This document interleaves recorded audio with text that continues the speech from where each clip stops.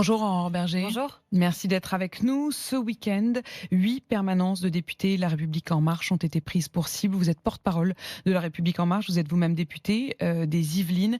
À Perpignan, la permanence du député Romain Grau a été littéralement saccagée et il était à l'intérieur. C'est le retour de la violence des Gilets jaunes? Je ne sais pas si c'est la violence des gilets jaunes. Je sais qu'en tout cas, il y a une violence dans notre société qui est inacceptable et que celle-ci vise en particulier ceux qui peuvent représenter le pouvoir. Ça peut être des journalistes qui ont été attaqués, on le sait, dans un certain nombre de manifestations et empêchés de faire leur travail. Ou en tout cas, on a tenté de les empêcher de faire leur travail.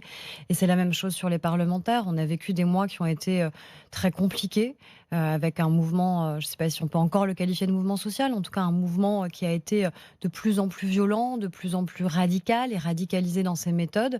Et moi, j'ai vu un certain nombre de mes collègues subir des attaques d'une gravité inouïe. Quand vous avez quelqu'un qui tire devant votre domicile à balles réelles, quand vous avez votre voiture personnelle qui est brûlée juste en bas de votre domicile, quand vous avez des gens qui tambourinent à votre porte de domicile privé, et puis que c'est un samedi après-midi, donc vous êtes avec vos enfants, et que ce sont vos enfants qui assistent à ça et qui sont petits et qui du coup ont peur. Tout ça, tout ce climat-là, on cherche à générer un sentiment de peur parmi les parlementaires pour probablement qu'on change nos votes, qu'on change nos décisions. Et tout ça, c'est extrêmement dangereux pour la démocratie. Vous dites on cherche qui? En l'occurrence, à chaque fois, c'est ces individus-là qui étaient concernés. On a vu des gens se revendiquer du mouvement des Gilets jaunes. Après, on sait très bien que c'est difficile de caractériser ce mouvement, tant il a eu des porte-paroles revendiqués et souvent désavoués. On a eu des difficultés d'ailleurs à avoir des gens avec lesquels il était capable de négocier, de travailler, d'avancer. En tout cas, on a des individus qui sont extrêmement violents.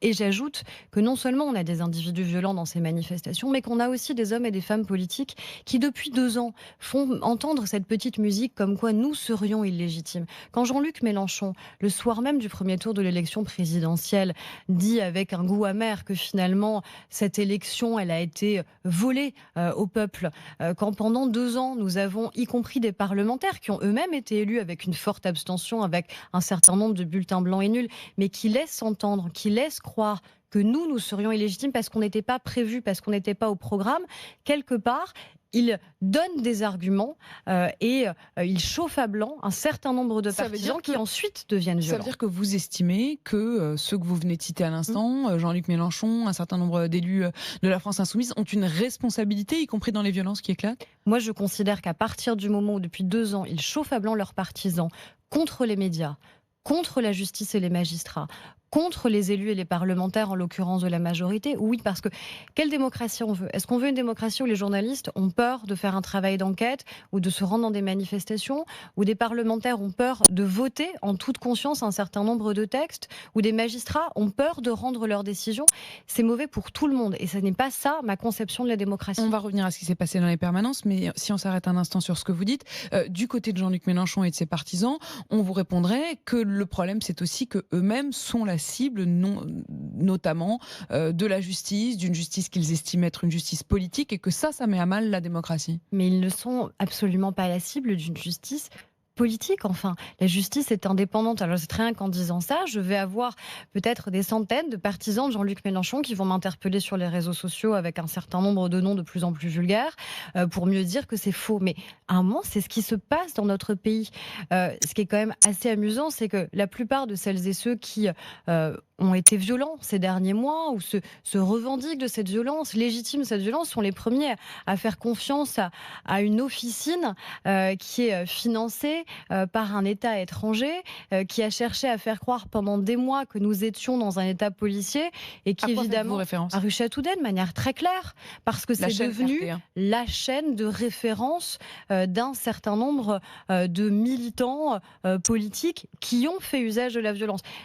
J'ai l'impression que rue Châteaudet a assez peu fait état de ce qui s'est passé en Russie ces derniers jours, où on a l'opposant principal de Vladimir Poutine qui a été emprisonné. C'est ça un État policier, c'est quand son principal opposant politique est emprisonné, c'est quand il a des ennuis de santé qui se révèlent dans la prison, c'est quand on n'a justement aucune indépendance de la justice, c'est quand on n'a aucune indépendance des médias. C'est ça un État policier, ça n'est pas un État qui protège ses concitoyens et qui fait en sorte que depuis des mois, malgré des mobilisations qui qui ont été émaillés systématiquement de violence, et ce dès le premier week-end de mobilisation. On a une femme qui est décédée et on a eu un certain nombre de Une violences. femme qui est décédée dans le contexte, Oui, mais parce qu'il y avait un contexte de tension cette foule. inouïe.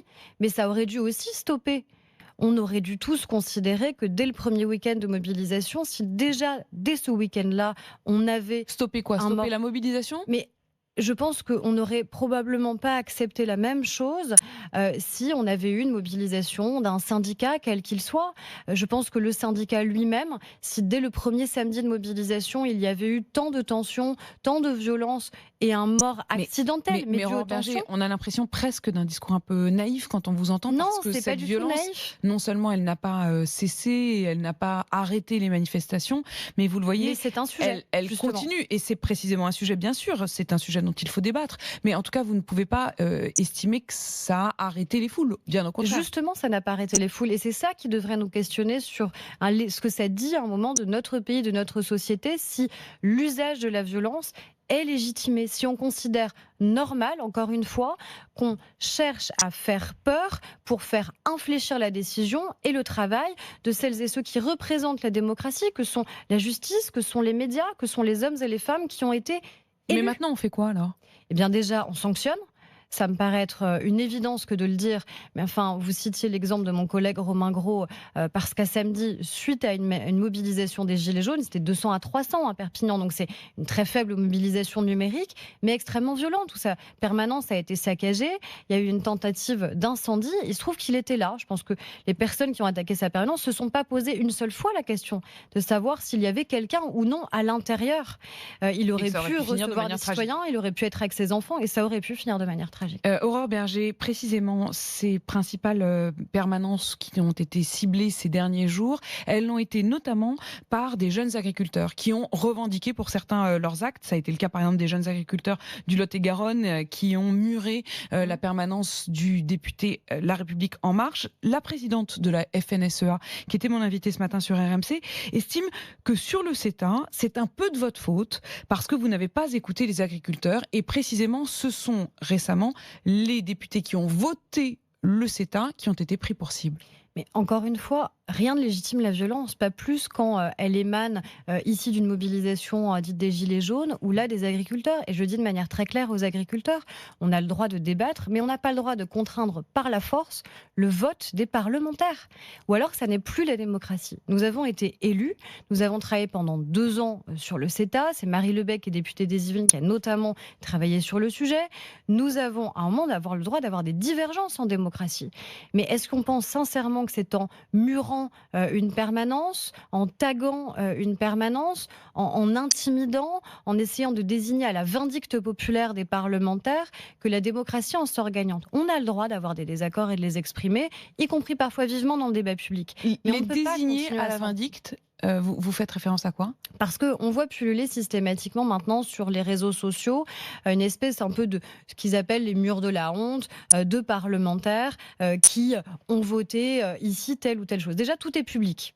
Tout est public, il faut que les citoyens le sachent. La liste de ceux qui ont voté, notamment pour le CETA. D'avoir un nouveau site internet qui dit quel est le vote de tel ou tel parlementaire. Le vote du CETA, il suffit d'aller sur le site de l'Assemblée nationale et vous verrez les députés qui ont voté pour. Donc le fait que certains blogs reprennent cette liste, c'est pas tout à fait la même chose de dire voilà qui a voté quoi, parce que c'est un enjeu de transparence de la décision publique. Et moi, j'assume pleinement d'avoir voté pour le CETA, comme d'autres parlementaires assument d'avoir voté contre ou de s'être abstenus. Mais ça n'est pas la même chose qu'ensuite de dire voilà celles et ceux qui sont responsables d'eux, voilà celles et ceux qui sont en train de tuer notre agriculture, de tuer notre environnement, etc., etc. Et de donner le sentiment qu'à un moment, encore une fois, on les désigne et qu'il faut aller les chercher, qu'il faut aller... oui, attaquer des permanences. Et encore une fois, j'aimerais quand même qu'on puisse avoir un consensus républicain dans notre société qui fait que le désaccord exprimé ne peut jamais, jamais passer par la violence. Aurore Berger, je voudrais qu'on s'arrête un instant là-dessus parce que vous évoquez un certain nombre de choses, mais sans aller forcément jusqu'au bout, qu'on comprenne bien. Il y a un certain nombre de blogs, soit de militants, soit même parfois de militants raccrochés à un certain nombre de sites d'information. Ça a été le cas notamment du blog du site Mediapart, qui a donc fait la liste, effectivement, avec l'adresse de chacun de chacune de ces permanences. Encore une fois, tout cela est public. C'est simplement le fait de les avoir rassemblés et d'avoir dit qu'ils avaient une responsabilité. D'inciter des partisans quand même, non pas juste à aller frapper et prendre un rendez-vous avec son parlementaire à la permanence, ce que tous les députés de tous les bords font évidemment, mais clairement d'avoir des actions qui peuvent être des actions violentes. Vous voulez dire que le blog hébergé par Mediapart, par exemple, a une responsabilité de ce point de vue-là ? De fait, il se trouve que, vous l'avez dit, dans ce week-end, on a presque une dizaine de parlementaires qui ont vu leur permanence être ici murée, taguée, vandalisée, saccagée, dont un qui aurait pu avoir des effets extrêmement graves. Et il se trouve qu'on a vu une cohorte de sites internet, de blogs, de réseaux sociaux qui ont désigné un certain nombre de parlementaires en disant clairement qu'il fallait aller un peu les pourchasser. Et je trouve que tout ça, c'est un climat qui est malsain. C'est pas juste pour nous, c'est pas juste pour nous individuellement que c'est dangereux. C'est dangereux en général en démocratie si demain nous avons des élus de la République, c'est-à-dire nous avons été choisis par les Français, nous ne sommes pas entrés par effraction, nous ne sommes pas entrés par la force à l'Assemblée nationale ou Emmanuel Macron par la force à l'Élysée, mais par le choix des Français qui ont voté. Si ensuite on veut contraindre les députés par la force à refuser de voter, à renoncer à voter ou à changer leur vote, alors c'est plus du tout une conception démocratique. Est-ce que vous avez peur parfois, Aurore Berger ? Oui, ça m'est arrivé. Et pendant un certain nombre de mois d'ailleurs, j'ai refusé de répondre oui à votre question parce que je considérais que celles et ceux qui menaient ce genre d'action cherchaient évidemment à nous faire peur et qu'il ne fallait pas le dire. Donc vous aviez peur mais vous ne le disiez pas. C'est ça, qu'il fallait pas dire qu'on pouvait avoir peur. Mais vous savez, c'est pas anodin quand vous avez un jour le préfet qui vous appelle et qui dit votre domicile privé, on est obligé de le mettre sous protection parce que on a un certain nombre de raisons de penser qu'il pourrait faire l'objet d'attaques. Votre domicile privé, personnel. Il se trouve que moi j'ai des collègues, c'est pas mon cas, mais qui ont des enfants en bas âge et qui se sont inquiétés. J'ai une collègue où à un moment la préfecture l'a appelée en disant c'est l'école de vos enfants qu'on met sous protection. Vous redoutez de marcher seul dans la rue ou de rentrer chez vous le soir ? Non, heureusement non, et je suis bien entourée et accompagnée. Mais vous voyez bien que c'est un climat qui est extrêmement nauséabond. Et je sais très bien qu'en le disant, après, on va encore une fois se prendre une cohorte sur des réseaux sociaux qui charrient tout et n'importe quoi. Et qui vont dire, voyez, ils cherchent à être pleins, etc. C'est pas mon sujet. Je cherche pas à être plein. Moi, j'ai fait un choix d'engagement, j'ai fait un choix d'exposition publique. Je suis ce matin sur votre antenne et donc je fais le choix de m'exposer et de dire ce que je pense. Donc, on a le droit de me critiquer, de critiquer celles et ceux qui m'ont élu, de faire en sorte que dans 3 ans, je ne sois pas réélue si je me représente.